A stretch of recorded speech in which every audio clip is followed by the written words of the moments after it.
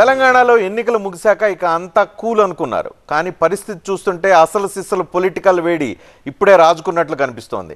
కొత్త గవర్నమెంట్కు కొంచెం టైం ఇస్తామన్న ప్రతిపక్ష బీఆర్ఎస్ అప్పుడే టీజింగ్ స్టార్ట్ చేసేసింది. సమయం లేదు సేన, ఇక రణమే అంటోంది. ఇంతకీ గులాబీ దళం తీసుకున్న అటాకింగ్ స్ట్రాటజీ వెనుక మతలబేంటి?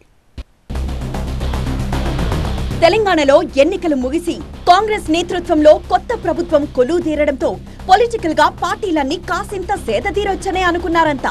అందుకు తగ్గట్లే కొత్త ప్రభుత్వానికి కొంత టైం ఇస్తామంటూ ప్రధాన ప్రతిపక్షం బీఆర్ఎస్ కూడా చెప్పింది. కానీ వాస్తవ పరిస్థితి అలా కనిపించడం లేదు. శ్వేతపత్రాలతో కవ్వించిన కొత్త ప్రభుత్వానికి అంతే ఘాటుగా శ్వేతపత్రంతో కౌంటర్ ఇచ్చింది గులాబీ పార్టీ. శ్వేతం పత్రాలతో ఆగుతుందనుకున్న వార్ ఇప్పుడు మరో స్థాయికి చేరింది. కాంగ్రెస్ 420 హామీలు అంటూ ఒక బుక్లెట్ ని రిలీజ్ చేసింది బీఆర్ఎస్.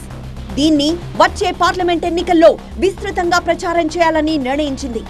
అయితే కొత్త సర్కార్కు కొంత సమయం ఇద్దామనుకున్న బీఆర్ఎస్ ఇంత దూకుడుగా వెళ్లడానికి ప్రధాన కారణం అతి త్వరలో జరగబోయే పార్లమెంట్ ఎన్నికలు, స్థానిక సంస్థల ఎన్నికలేనని తెలుస్తోంది. ఎంత వేచి చూద్దామన్నా ఆ పరిస్థితి లేకపోవడం వల్లే గులాబీ సేన ఇక రణమే అంటూ రంగంలోకి దిగింది. ఇప్పటికే పార్లమెంట్ స్థానాల వారీగా సమీక్షలు కూడా మొదలుపెట్టారు కేటీఆర్. కాంగ్రెస్ పార్టీ ఇచ్చింది మొన్న ఎన్నికల్లో 1-2 కాదు, సరిగ్గా 420 వాగ్దానాలు తెలంగాణ ప్రజలకు వాళ్ళు ఇచ్చింది. 420 హామీలు. సో ఇది కూడా ఒక పుస్తక రూపంలో ఎన్ని హామీలు ఇచ్చారు, వాళ్ళు యూత్ డిక్లరేషన్లో ఏం చెప్పారు, ఎస్సీ డిక్లరేషన్లో ఏం చెప్పినారు, ఎస్టీ డిక్లరేషన్లో ఏం చెప్పారు, మహిళా డిక్లరేషన్లో ఏం చెప్పినారు, అవన్నీ కూడా ఈ హామీలన్నింటినీ కూడా ప్రజల దగ్గరికి తీసుకొని పోతాము. 6 గ్యారెంటీలే కాదు, 420 హామీలు. ఇక అవినీతి విషయంలో బీఆర్ఎస్ ను సైడ్ చేసేసి బీజేపీ, కాంగ్రెస్ నేతలు మాటల తూటాలు పేల్చుకుంటున్నారు. కేసీఆర్ అవినీతిపై సిబిఐ విచారణ అంటూ ఎన్నికలకు ముందు చెప్పిన రేవంత్ ఇప్పుడు మాట మార్చి న్యాయ విచారణ అంటున్నారని బీజేపీ రాష్ట్ర అధ్యక్షుడు కిషన్ రెడ్డి, ఎంపీ లక్ష్మణ్ ఆరోపించారు.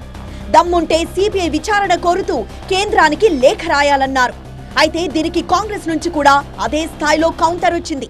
బీఆర్ఎస్ ప్రభుత్వ హయాంలో జరిగినటువంటి అవినీతి పట్ల కాంగ్రెస్ పార్టీకి సానుభూతి ఉన్నట్లు కనిపిస్తుంది.